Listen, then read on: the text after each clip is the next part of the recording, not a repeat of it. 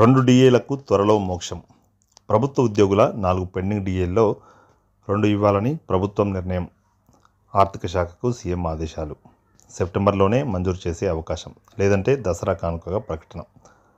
రాష్ట్ర ప్రభుత్వ ఉద్యోగుల కరువు భత్యం బకాయిలను త్వరలో చెల్లించాలని, పెండింగ్లో ఉన్న 4 బకాయిల్లో 2ంటిని వీలున్నంత త్వరగా మంజూరు చేయాలని రాష్ట్ర ప్రభుత్వం నిర్ణయించినట్లు సమాచారం.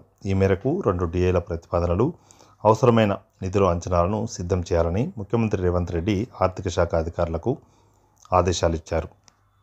వీలును బట్టి సెప్టెంబర్లోనే ఆ 2 డిఏలను మంజూరు చేయాలని, లేదంటే దసరా కానుకగా ప్రకటించాలనే యోచనలో ప్రభుత్వం ఉన్నట్లు తెలుస్తుంది. రాష్ట్రంలో కాంగ్రెస్ ప్రభుత్వం అధికారంలోకి వచ్చాక ప్రతి నెల మొదటి తేదీనే ఉద్యోగులకు వేతనాలు అందుతున్నాయని, పెండింగ్లో ఉన్న డిఏలను మంజూరు చేయడం ద్వారా వారిలో మరింత మనోస్థైర్యాన్ని నింపాలన్న ఉద్యోగ సంఘాల విజ్ఞప్తులకు ప్రభుత్వం పరిగణలోకి తీసుకుంది.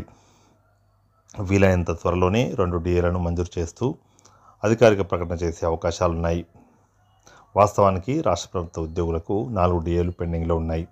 2022 జూలై, 2023 జనవరి, 2024 జూలై, జనవరికి సంబంధించిన డిఏలను కేంద్ర ప్రభుత్వం ప్రకటించింది. కానీ రాష్ట్ర ప్రభుత్వం ఇవ్వలేదు. 2024 జూలై డిఏను కేంద్రం ఇంకా ప్రకటించలేదు. అంటే కేంద్రం ప్రకటించిన విధంగా ప్రతి డిఏ కింద బేసిక్ పేలో 3.64% వేతనాన్ని ప్రకటించాల్సి ఉంది.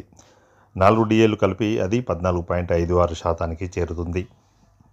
ఇప్పుడు 2 డిఏలు మంజూరు చేయాల్సి వస్తే 7.28% వేతనం ప్రకటించాలి.